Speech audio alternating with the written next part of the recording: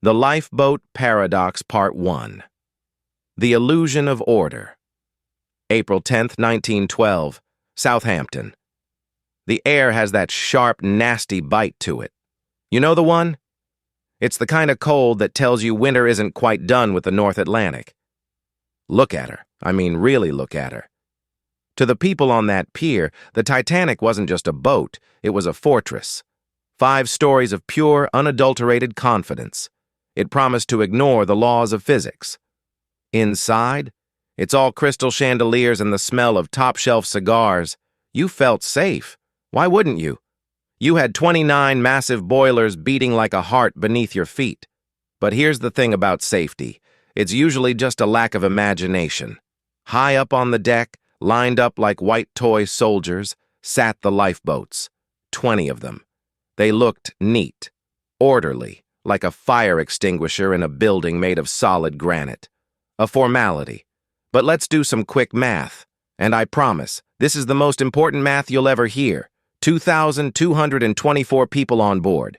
Space in the boats? 1,178. Do the subtraction. Go ahead. I'll wait. 1,046 souls. That's the remainder. The people for whom there was simply no plan.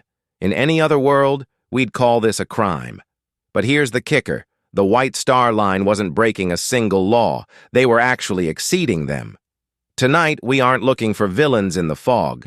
We're looking for them in the fine print. Because while the engineers worried about the steel, the lawyers had already decided who was allowed to live, and they did it just to save space. Part 2. The 1894 Ghost. To understand why people were left to freeze, you have to look at a ghost, specifically a legal ghost from 1894. Back then, the British Board of Trade wrote the rules. These were sensible men who liked their tea hot and their numbers tidy. They decided lifeboat capacity shouldn't be based on, people. They based it on tonnage, volume, basically how fat the ship was. Their logic? A bigger ship is a safer ship. It's its own lifeboat. It's that classic Great Britain arrogance. If you have enough steel under your boots, God himself couldn't get you wet. But by 1910, ships weren't just growing, they were mutating. The Titanic was 46,000 tons, a Leviathan. But the law? The law was still stuck in the horse and buggy era. Meet Sir Alfred Chalmers, the man in charge. People told him, "Sir, the math is broken. If one of these giants goes down, it's a massacre." Did he listen? Please. Chalmers argued that too many lifeboats would scare the passengers. It would tell them the ship could sink. And to a gentleman of that time, panic was apparently worse than drowning. He wasn't just a bureaucrat. He was a gambler. And he was betting with lives he'd never have to meet. White Star Line saw this loophole and didn't just walk through it. They danced. They added 4 extra boats and called themselves extra safe. It's the ultimate corporate trick. Give them the best champagne, the finest linens, and absolutely no way out. Part 3. Aesthetics versus survival. We like to think of the Titanic as a tragic act of God. But really? It was an act of clutter management. Alexander Carlyle, the lead architect, wasn't a gambler. He saw the math. He knew the ghost law was a joke. So he designed a system that could actually, save people. He installed these massive cranes, Wayland Davits. They could swing out 4 boats each. His original plan? 48 lifeboats, enough for every soul on board. But Carlyle had a boss, J. Bruce Ismay. Ismay wasn't an engineer, he was a salesman. And to a salesman, 48 boats didn't look like safety. They looked like a mess. Think about it. You've paid 80 grand for a suite. You want to stroll with your brandy and see the horizon. You don't want a forest of wooden boats reminding you that the ocean is 2 miles deep. The logic was chilling. The ship is the lifeboat. The deck is for the view. The boats are an eyesore. They slashed the count to 20. Carlyle argued, then he just quit.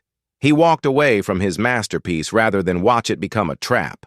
Every time a modern CEO talks about streamlining or cutting overhead, this is what it sounds like. They wanted a clean silhouette. They got it. A world-class view, and nowhere to go when the floor starts to tilt. Part 4.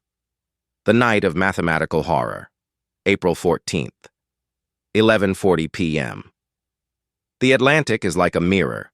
No wind, no waves, just a flat black void. It's so quiet you can hear your own heart knocking. And then, the shudder. In first class, it's just a jar, like hitting a pothole in a Rolls-Royce. But 7 decks down, the world is ending. The iceberg didn't hit the ship. It kissed it. A 1,000-ton caress of ice that sent rivets flying like bullets. The water doesn't leak in, it explodes. A cold so sharp it doesn't just chill you, it kills your nerves in seconds. "How long?" Captain Smith asks. "An hour," says the builder. "Maybe 2. And here's where the logistics of ego meet reality. Smith knows the secret. He knows about the 20 boats. He knows about the 1,000 people who are already dead. They just don't know it yet. There's no general alarm, no sirens, just a polite request to put on life belts. Because they had no plan, no drills. The crew didn't even know if the cranes would hold the weight. They were guessing, with your life. Boat number 7. Capacity, 65. Actual load, 28. Empty seats. Floating away into the night while 1,500 people wait on a sinking island of steel. This wasn't women and children first. It was confusion first. Part 5. The Class Ceiling. If you wanted to know how you were going to die, you didn't look at the stars. You looked at the carpet. The Titanic was a vertical map of the British Empire. First class at the top, near the air. Third class, buried in the gut, next to the coal and the noise. When the hull tore, the people in steerage didn't get a polite knock from a steward. They felt the ocean swirling around their ankles, liquid ice. It clamps onto the heart like a frozen vice. Now, here's the real nightmare. The gates. The ship was full of them, iron barriers to keep the unwashed masses separate. It was for hygiene during peace. It became a cage during the sinking. They emerged into a labyrinth. No maps, no guides, just identical white hallways and the oily tide at their heels. The stewards weren't villains. They were just following instructions for a world that no longer existed. "Wait here," they said. The orders never came. By the time the gates were smashed, the boats were gone. Third class reached the deck only to find an empty horizon. The stats? First class children, all survived but 1. Third class children, 53 out of 76, gone. They didn't die because they were less brave. They died because they were 300 feet too far from the aesthetic deck. Part 6. The Unused Davits, 1:30 a.m. The Titanic isn't a ship anymore. It's a countdown. The air has turned into a razor. Each breath stabs. The blood in the sailors' hands is thickening into frozen sludge. Remember those massive cranes built for 64 boats? They were being handled by men who had never even pulled the levers. Logistics is only as good as the guy holding the rope. And these guys? They'd never had a drill. They were terrified the boats would buckle, so they played it safe. Boat 1, 12 people. Boat 5, 36 people. Boat 6, 28 people. Look at those numbers. It's a massacre of common sense. Boat number 1, built for 40, launched with 12. While 1,500 people are about to meet the killing chill, a millionaire's special rows away half empty. It's the ultimate tragedy of etiquette, following the rules of polite society while the house is literally underwater. The equipment was there. The cranes were strong enough, but you can't engineer your way out of a lack of training. You can't buy safety if you're too cheap to practice it. Part 7. The Californian Mystery. If the lack of boats was a tragedy of paper, what happened 10 miles to the north was a tragedy of the soul. 10 miles away, a ship called the SS Californian was watching. They could see the Titanic's portholes glowing like amber jewels. Captain Stanley Lord was a man of rules and zero imagination. When the Titanic's wireless operator told his guy to shut up, the Californian just turned off the radio and went to bed. Then the rocket started.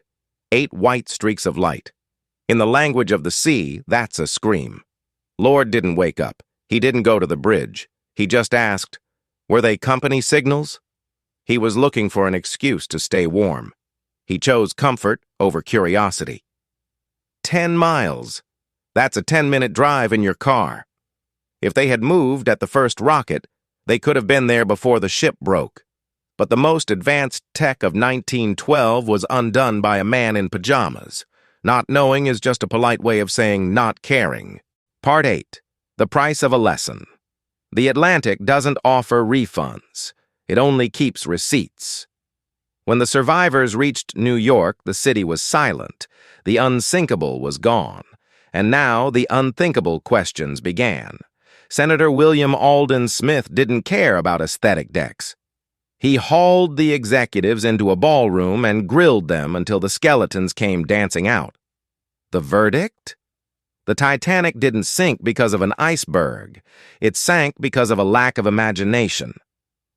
That's why those boats are the first thing you see on a ship today. They aren't eyesores. They are monuments. They're proof that we learned, at the cost of 1,500 lives, that a view of the horizon isn't worth a damn if you can't reach it. The Lifeboat Paradox is still here. It's in every boardroom where they cut corners for a stock price. It's in the arrogant belief that our tech is too perfect for a backup plan. The engineers who stayed below to keep the lights on, they knew the price. They died for a lesson we should have already known. Next time you see a safety manual, don't roll your eyes. Read it, because every line in those rules was written in the ink of someone's last breath. Sleep well.